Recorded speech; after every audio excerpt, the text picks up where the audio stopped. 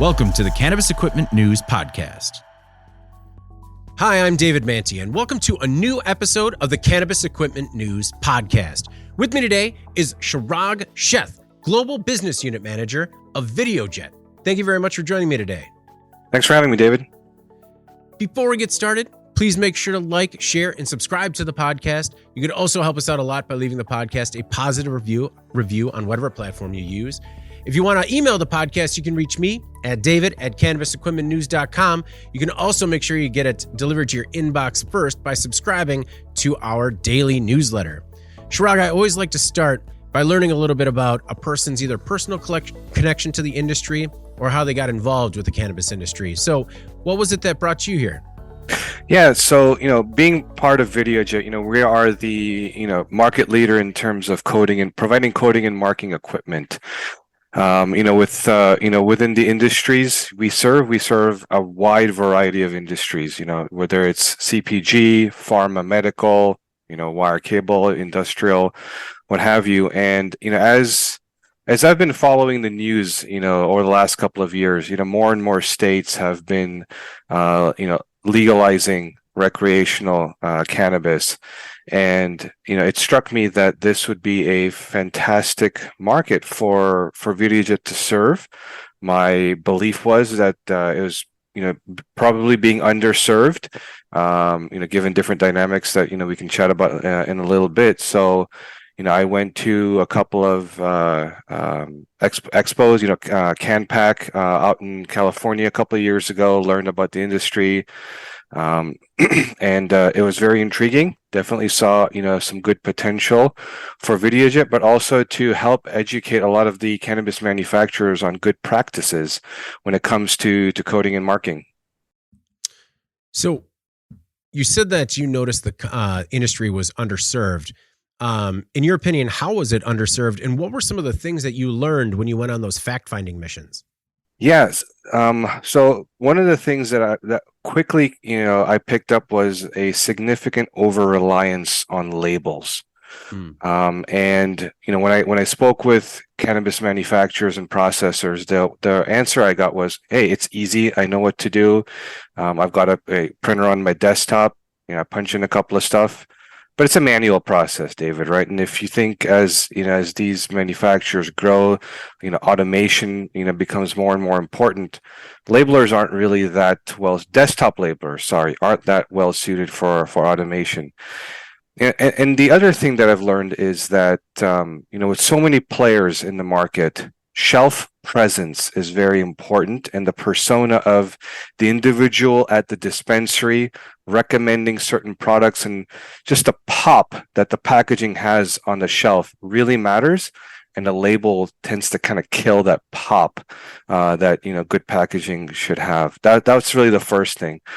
The second thing was pre-printed packaging. I heard over and over again that processors would pre-print all the regulatory information that they needed to print, only to have regulations change, whether it's 6, 9, 12 months later, and all that pre-printed inventory now has to be scrapped. And that scrap is not insignificant, right? It could be tens of thousands of dollars or hundreds of thousands of dollars, and that's meaningful, with a lot of these processors that are very much cash strapped in the early stages.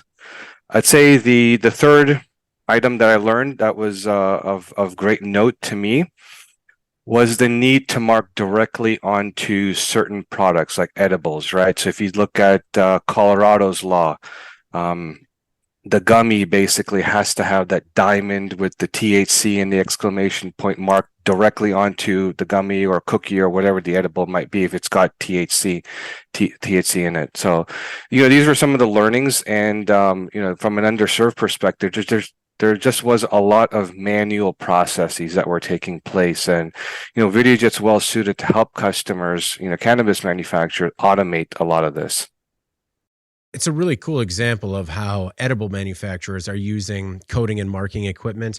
What are some other examples of how operators are using the equipment now that you're out in the market? Yeah, so we've been working with a couple of manufacturers in Colorado. that we've sold some of our printers to. One of the coolest example is Videojet offers a food grade ink. So they've been using our, continuous inkjet printer to basically print directly onto the gummy and cookies, for example, that THC Diamond, and it's food grade ink. It's certified by the FDA, right? And so our customers and consumers can feel reassured that this is a safe product, as they're consuming it.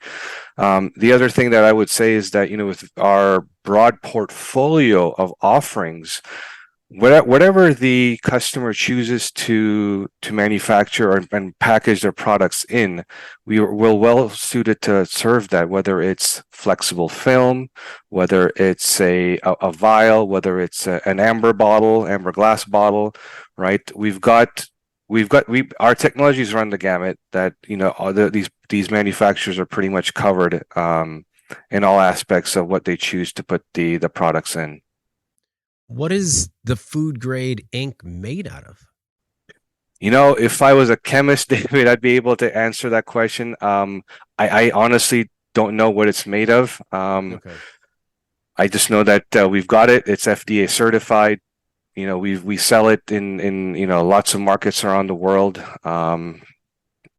Okay, I was just I'm curious if it's like made from some like organic like a beetle or something.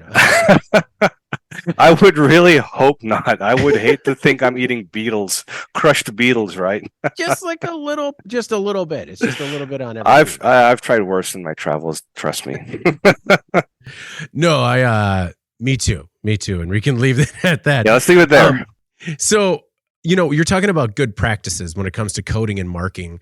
What are some of those good practices? And as cannabis operators adopt your equipment, how are you there to sort of help them make sure they're using the equipment right? So they don't get frustrated, I guess. Right. It all starts, David, with what type of substrate are you trying to package your products in, right? So if you think about a gummy, for example, those typically can be packaged in a flexible film. One of our customers in Colorado is doing CBD infused drinks, right? So these are aluminum cans, right? So that can be served with different technologies. So it all starts with working with the customer and determining what substrate, what material is the manufacturer going to be packaging the product in. From there, our salespeople basically offer some options, right? So in the example of an aluminum can, they can use laser, they can use inkjet, and then we basically run samples for our customers. The other thing that we can also do is we have a sample lab at our facility here in the outside of Chicago in Wooddale, where we basically conduct these samples, send it to customers. The customer says, you know what, I really like the laser, or I really like the inkjet, and from there they make a choice. If they select the inkjet, then what we do is we have our service technicians come on site, install the printer, and then there's some training that takes place, with respect to how to best use the technology. That's from an operations perspective, right? But we know that in cannabis, there's a lot of other overhead that we have to be very mindful of, right? So if you think from a track and trace perspective, right, there's Metric, there's BioTrack, right? These are the two top vendors that a lot of the manufacturers use. So being able to integrate into that system. So we have a dedicated special applications team that can work with these customers, and therefore the printers can basically work, once the programming and integration is done, to link up to the Metric database or the BioTrack database, whichever one the customer is using, right? Depending on state. Mm-hmm. The other thing that we also have is a very strong OEM team. And basically what that is, a lot of these cannabis processors will, buy a big packaging machine. We have a dedicated team that basically works with these large machine builders to customize our solution for the applications that a cannabis manufacturer might be running. Are there any? Oh, go ahead.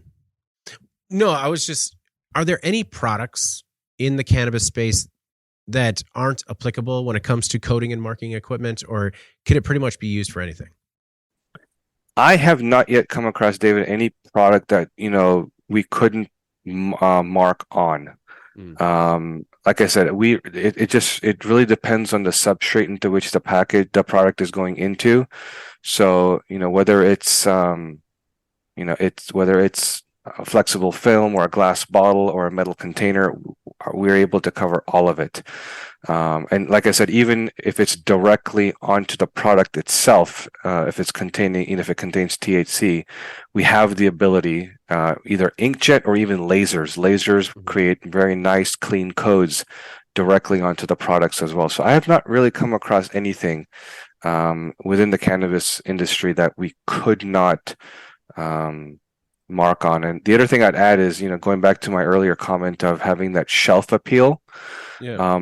Some of our inks and some of our products also have color in it as well. So we're able to provide color codes. So if a manufacturer, let's say, wants to package their product in a shiny red bag, for example, we can offer, silver coating. We can offer black and multiple, green as well.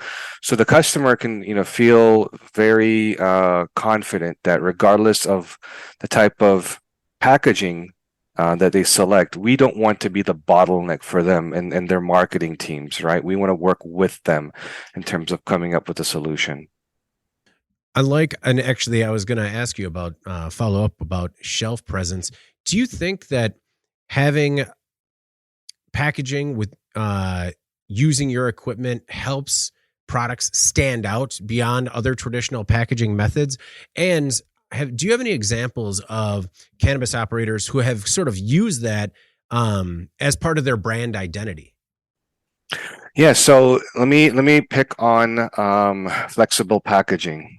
So we've got a customer again in Colorado that is packaging the flowers in a flexible package. They wanted to basically have a black flexible bag, and they wanted different colors. They wanted their branding in gold, and they wanted the regulatory coding requirements in black, right? What we were able to do for the customer is basically set up two printers, one that ran a gold film, one that ran a black colored film. And as the packages were going through, right, set up such that all the branding was done in gold and all the regulation coding was done in black. And then the product, the flowers are packaged into the product and sealed, right? And that basically is a unique application because typically most manufacturers in general will just print everything in black, right? But that gold really pops on a black colored flexible film. Okay. You had mentioned earlier about how it helps flexibility when it comes to the constantly changing regulations and things that are required to be on that packaging. When changes like that come down the pipeline, what sort of adjustments do they have to make in the equipment? Is it as simple as copy and paste the new regs on there? What is that process like?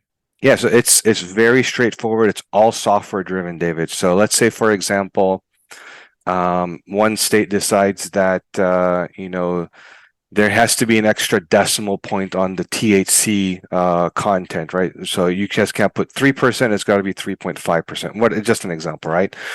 The way what we can do in our software is basically the operator goes to the main screen of the printer where the message is already saved.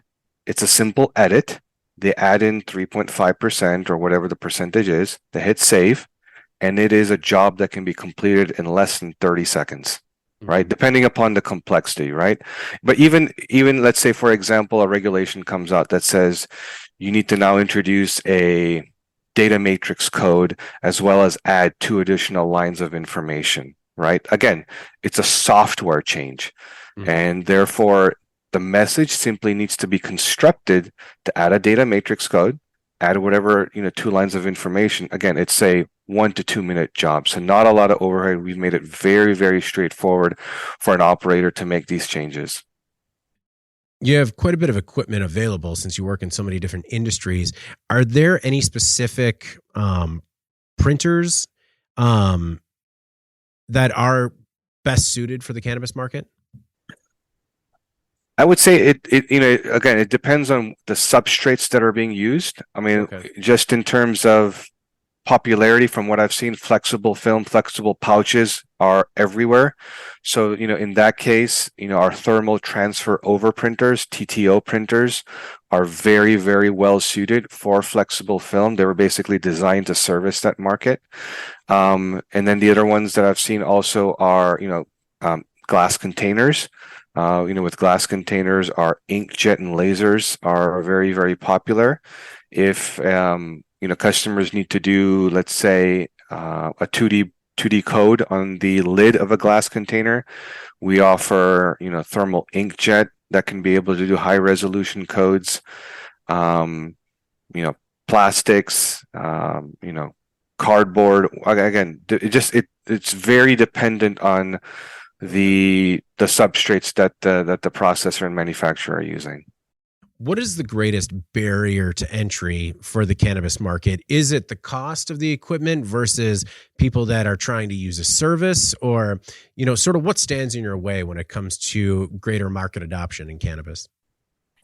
I would say it's the awareness.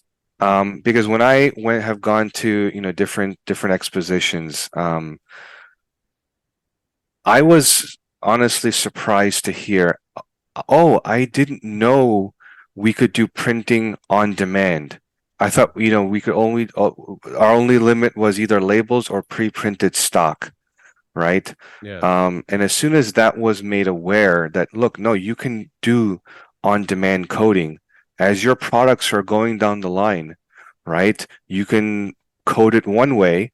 If you switch to what you're manufacturing and packaging, you just update the code you're printing and off you go, right? That awareness wasn't there, 2 years ago and even last year. That's one barrier. The other barrier I think I see is more specific to the industry, right? You're well aware that, at a federal level, right, cannabis is not legal, and therefore there's obviously limitations from a financing perspective, and working with banks, right? And so, not to say that this equipment is expensive, right, but it is capital equipment, and customers have to be able to get access to capital, and if they're not able to, it's difficult. But when you look at it from a total cost of ownership perspective, David, when you look at their current state and they're doing everything manually, and the difficulty of finding workers, that can come every single day and do this manual processes versus making a one-time investment, the total cost of ownership calculation, it pays for itself within less than a year. I mean, that's, again, some of the conversations that I've had with cannabis processors, but it's getting the access to the capital can be a challenge. No, I understand that. And I mean, are you printing edibles with this food grade ink at trade shows? Because I feel like if you're doing that, you have people stopping at the booth. We are, and we did. We had samples that we were basically handing out, and to show what our capabilities were. We have a section of the VideoJet website dedicated to cannabis, and we were handing out samples, brochures and guides and whatnot. Again, to drive that awareness that, look, there is a better way to be able to do the coding and marking beyond just manual processes and labels. So absolutely, we are going down that path. It's kind of an exciting time in the industry because it's such a new industry that ROI for so much equipment is so fast. Just because things are happening in such kind of a, like, I don't want to say backwards way, but labor intensive way. Yeah, I mean, that's right. I mean, again, I think it's because currently the cannabis processors and manufacturers they just don't know any better, right? When I was at MJ BizCon, I was it last year or 2 years ago now, that was the conversation. Like I said, they didn't realize that there was a better way to do this, and so we had a lunch and learn at MJ BizCon, and we invited a bunch of folks to come in. That's where we handed them the samples and everything, and I'd say everyone that stopped by to talk to us. Was basically surprised that they were not aware that this existed. And then the other thing, David, is also having vendors that are willing to work with cannabis processors and manufacturers, right? Because again, there's still a bit of taboo with the vertical and partnering with companies that work within the vertical. One of our largest competitors has basically come out and said straight out that they will not work with the cannabis industry. We think that doesn't service the overall market well, having that sort of a position. And so, we are willing and open to work with processors and manufacturers within the cannabis vertical. Well, and it's great news for you guys. It's like, yeah, you know what? You guys should keep that hard line. Keep it as long as you can. Exactly. Well, internally, how did you guys overcome that sort of taboo nature of working in cannabis? To be frank, I don't think we really encountered much resistance. Okay. I think the leadership team at Videojet, they've seen the potential, and then the feedback that we gave them, customer quotes, and that goes a long way, right? I mean, my feedback is anecdotal, but when you've got a customer basically begging for help, and you take that sort of information back to the leadership and say, look, there is a truly a market being underserved in the coding and marking industry. We're well suited. Let's go after it. And they're coming to us. Why wouldn't we service it? I mean, is there a risk involved? There's a risk involved with serving any customer in any industry, right? And so I would say that the potential for Videojet outweighs the risks that we have in serving the cannabis vertical, and so it was a relatively straightforward pitch and decision within Videojet. As Reed mentioned before, you work in a lot of other markets. When it comes to the comparison between the demands of cannabis labeling versus other markets, do you think cannabis is too onerous, or would you like to see other industries like food and beverage kind of adopt some of the same standards? What I would say with respect to cannabis is there is a little bit of, yes, being onerous, but I think that's because there's no standardization, right? Because let's just take a look at the example of the THC warning, right? So in Colorado, it's that diamond, with the THC and the exclamation point. In California, it's a triangle with the cannabis leaf and the exclamation. You go to, Maryland, it's something different, right? And again, our software allows customers to be able to make these simple changes, but standardization definitely simplifies processes overall, right? I would like to see some additional information being printed on food and beverage. I mean, I remember the day where I picked up a bottle of Coca-Cola and I didn't know how much added sugar there was. Now I know how much added sugar there is in Coca-Cola, and I kind of just put it down like I don't need 35 grams of sugar in my body, so I kind of just put it away. But yeah, I think standardization will drive simplicity within the cannabis vertical, and I think that will definitely come when we make progress at the federal level. Yeah, that was gonna be my next question. Can we achieve label standardization before federal legalization? I was at a very interesting breakout session at MJ Biz when they were talking about just that. There were a couple of groups that were pitching this sort of standardization. They were talking about how they were getting states, behind them in terms of adopting their standardization. I think it's possible to be able to achieve standardization before, we get approval at the federal level, but it's got to be a concerted effort from the states. At least for the states where it's been approved, whether it's at the medicinal or recreational level. It's good. I mean, I think it's going to be less of an uphill battle versus trying to get it at the federal level, simply because they've already taken the first step at the state level. And if these organizations are able to meet and get stakeholder buy-in, the right stakeholder buy-in, I don't see why not. Okay. Have you had any issues selling equipment into the industry? And does VideoJet have like a subsidiary that specifically deals with cannabis? Has there been any arrangements to kind of tiptoe around that? No, we don't have a different subsidiary that sells into the cannabis industry, and we've really not had any issues selling into the cannabis vertical. It's our standard, sales T's and C's that we provide to other customers and other verticals. Mm-hmm. The T's and C's? What's the T's and C's? Sorry, terms and conditions. Oh, okay. I thought it was like teasing and seizing. And I was like, oh, what is this marketing? I need to know about it. What are your expectations for federal legalization? Do you think it's even on the roadmap at this point?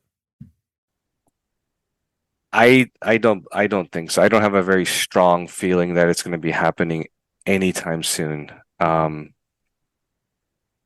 Which is surprising to me. Because I mean, I'll just speak for the state of Illinois where I am, right? I mean, the governor came out last year and said that the state of Illinois recognized $445 million of tax revenue from cannabis, in the fiscal year of 2022. I mean, that's almost $500 million just in the state of Illinois, right? I think California back in 21 had recognized nearly $1.3 billion of tax revenue. I mean, there's just states are leaving a lot of money on the table, and I agree. It's not just all dollars and cents. I understand that.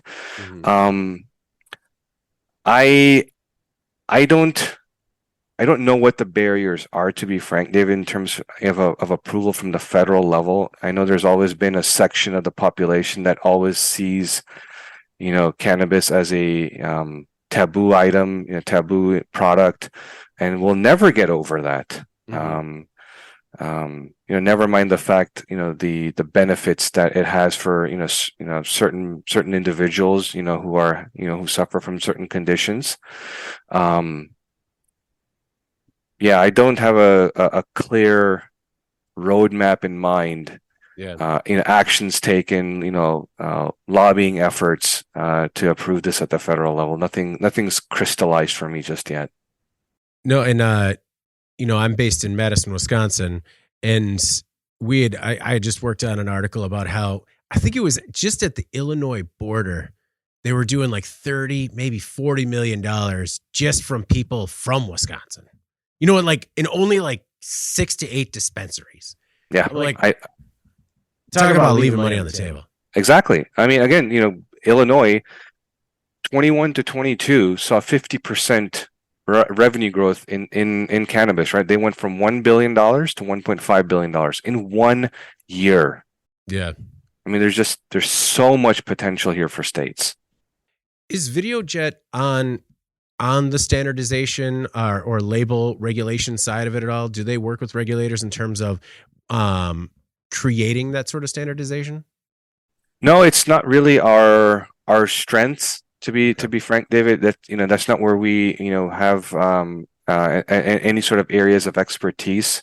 Our expertise is once that standardization occurs, how best to help our customers meet that standardization. From a coding and marking perspective, that's where our strengths lie. Okay. Does the industry still have an over-reliance on labels? Absolutely. There's no doubt. I mean, like I said, it's easy, it's simple to do, which is why manufacturers and processors adopt it. but it's manual, and it doesn't allow for, the customizations that we were talking about, right? Like the gold and black prints on a single packaging. Plus, it to me, it kills shelf appeal, particularly if it has to be in the front of the package. Yeah. A big issue for cannabis operators is sustainability. Is your process sustainable? So, we are a very, very small part of the overall packaging, because, we get this question, not just from cannabis processors, but even from our very large customers, right? I mean, sustainability is on the top of mind for so many of the world's large, manufacturers, whether it's Coca-Cola, P&G, Unilever, right? All of them are making commitments to, be, net carbon neutral by, 2030, 2040, whatever the time period is, right? We are doing our part in terms of, making, greener inks, for example. So, if you were to rewind the clock 10 years ago, right, Videojet had inks that had, some not so good for the environment chemicals in them. Over time, we've removed those, not sacrificed performance, and have made these inks greener. And just from a Videojet perspective, we are also EcoVadis rated as well. We got our ratings last year for the first time because we recognize the fact that this is becoming more and more important for our customers, and therefore we want to be part of that process and help them, meet their sustainability goals as well. Yeah, it's all about sustainability in the supply chain, right? That's right. Well, do you have a personal connection to the industry at all?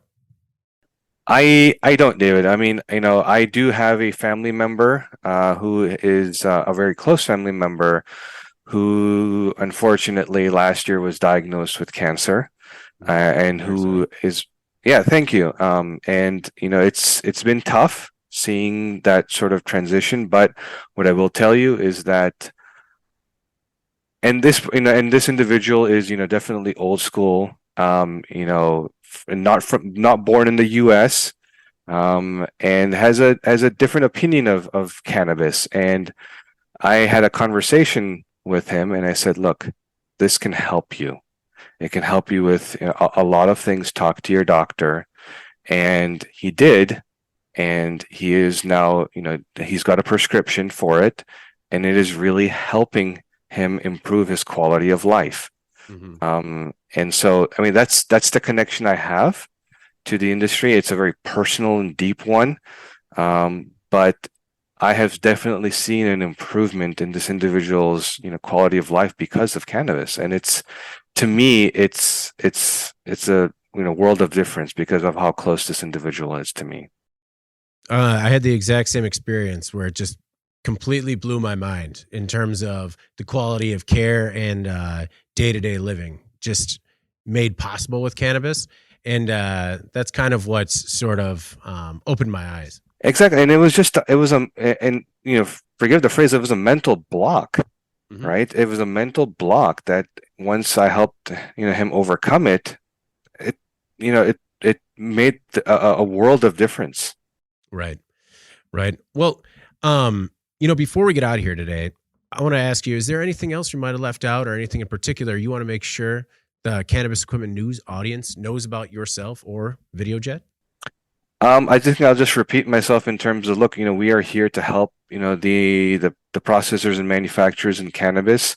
We recognize its importance, and we're here to help you. Reach out. Visit the website that we've got, videojet.com. There's a section under the industries subsection that talks about our capabilities in cannabis, and we are here and ready to help each and every one of them. Well, thank you very much for taking the time today, Chirag. I really do appreciate it. And the insight in coding and marking, that was cool. I didn't know that people were, marking directly on edibles and other things. I think there's a lot of opportunity there. Absolutely. And we're excited to be part of that journey with the cannabis processors. Excellent. Well, before we get out of here, please make sure to like, share, and subscribe to the podcast. You could also help us out a lot by leaving the podcast a positive review on whatever platform you use. If you want to email the podcast, you can reach me at david@cannabisequipmentnews.com with email the podcast in the subject line. You can also subscribe to our daily newsletter and make sure you get it delivered to your inbox first. Chirag, thanks again. I really appreciate it, man. My pleasure, David. Take care. All right. For Chirag Sheth, Global Business Unit Manager at Videojet, I'm David Manti. This is the Cannabis Equipment News Podcast, and we'll see you next week. Thank you for listening to the Cannabis Equipment News Podcast.